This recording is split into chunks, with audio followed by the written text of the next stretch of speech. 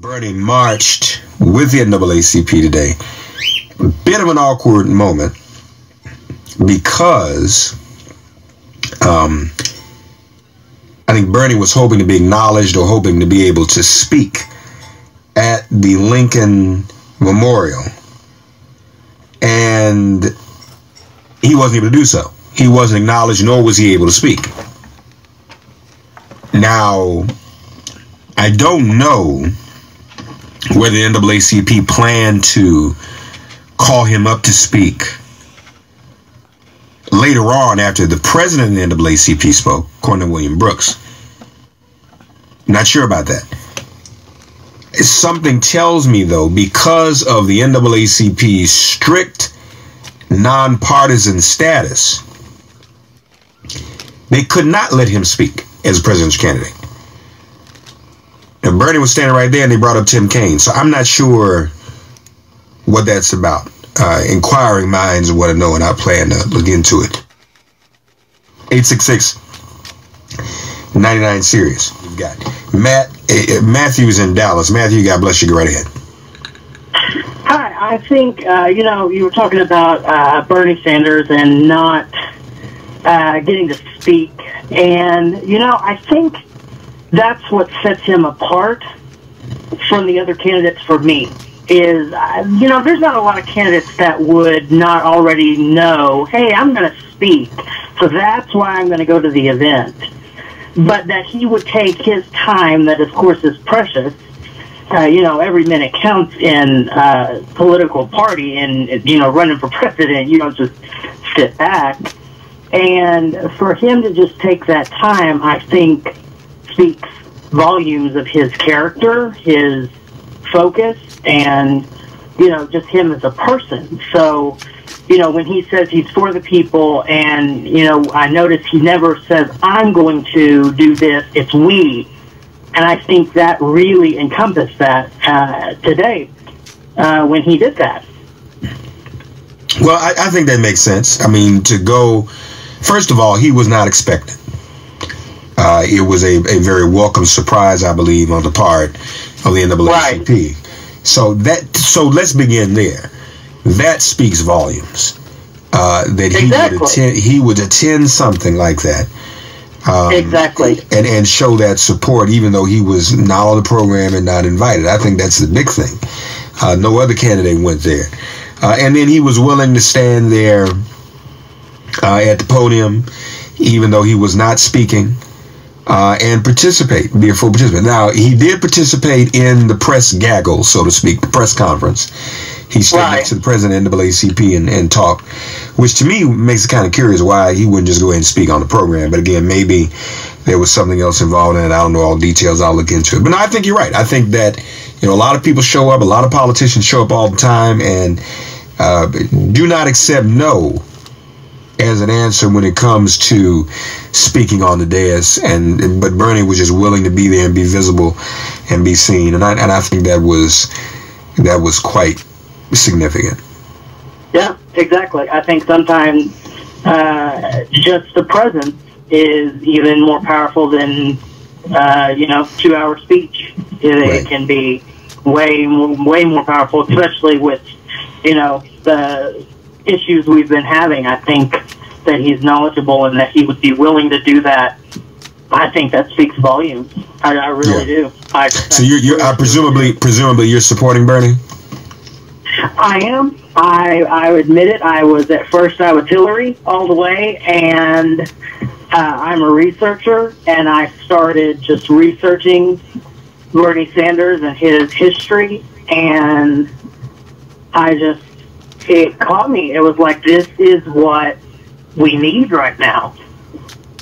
It's not a fad. It's not what kind of some of the things we've got going on the other side. I feel like it's authentic. That's what I always tell people. Yeah, it's authentic. It's not just right. Yeah, he's not. Yeah, he doesn't have handlers and consultants out the wazoo. Yeah, because think about it. Let's be honest. Let's be man for a minute. Now, if Bernie was consultanted, I just made that word up. like all these other candidates. Would his hair look like it looks? Yeah. You know what I'm saying? See, so that lets you know Exactly. how genuine it is. I mean, people wouldn't let us run around like that. You just can't do it. I mean, he is the professorial, you know, somewhat from, he's not really from, I mean, Bernie's actually pretty well kept, but, you know, a consultant will say, dye your hair, or something like that, or get a, or wear something like Trump or Rand Paul, wear something on your head. Right. So you're right. I mean, that sometimes the physical appearance tells you that, and he's not consultanted, over consultanted to the point where, you know, he's giving inauthentic speeches, giving inauthentic messages. Now, beware though, folks. If Bernie Sanders becomes a Democratic nominee, Lord have mercy, then you see, that's the real test of this thing. Because if somebody like him becomes Democratic nominee, then he's going to have to beat off the consultants and the handlers. I mean, that's a whole nother ball game. And that's, I think we're to be afraid of that, because if Bernie wins the nomination, it's because he's authentic. So after nomination, you need somebody as authentic. You don't need to switch up and become somebody else because, you know, this is what they want you to look like. You know what I mean? No, absolutely. I had a discussion with my grandmother just today about the whole political spectrum, and that is exactly what we concluded. You know, we've got a very, and how I said it was, we have got a very interesting race coming up. That we have got some not, and I hate saying it, normal politicians and normal candidates. We've got a very different gap, and I really think we're going to see a pivot point in American history. I really do. I think this is one of those, okay, what direction as a country are we going to go? Well, I mean, here's the question. Is America really ready to go from the first African-American president to either a woman or a socialist?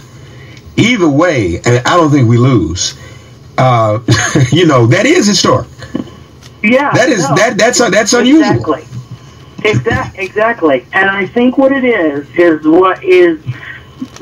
it's an old mentality that we've been under. And, you know, I say this, I'm 26, but I've done a lot of research.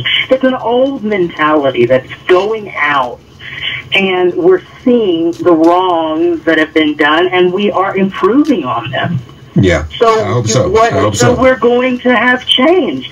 You know, not to go for, you know, the whole change is coming, but you are. As you see your faults, I mean, we're going to have faults. That's a human nature. But you grow from those faults, and so you're going to have change. That's the only thing that I have an issue with, you know, such as, you know, the slogans that they keep coming out with. And I have to go to Donald Trump. He was just in Dallas, so, you know, and I'm... Oh, yeah, that's right, he was. He did a big thing in Dallas last night, yeah. Oh, yeah, anyway. No, I listened to his speech. I mean, but he says, you know, he's going to make America great again.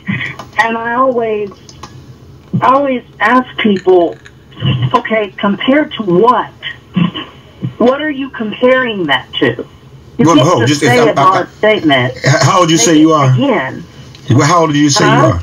How old do you say you are? I'm 26. As an elder, someone who's almost twice as old as you, not quite, but almost. Can I give you some advice? Some elder advice? Do not spend your energy trying to rationalize or contemplate anything Donald Trump is saying. I mean, he is. None of it works. Right. He's just crazy. Even that whole America Great Again, he is nuts, and he's enjoying it. This is a joke, and one day you see, and God forbid he wins, because one day he's going to wake up and say, wait a minute, am I really the president? And then we are in trouble. He is a nut. Absolutely. And some of his behavior is antisocial and pathological. So I hope people understand that you might be elected a nut when that pressure comes on. You know, everybody can't handle. Really. It's what? Unacceptable. I mean, really. Yeah, it's completely unacceptable. So, John, look, I got to run, man. I got to get some other people on. But look, man, it's good to talk to you, okay? Absolutely. It was wonderful talking to you. Call me anytime. Thank you. I sure will. Have a wonderful day. Okay, you too now.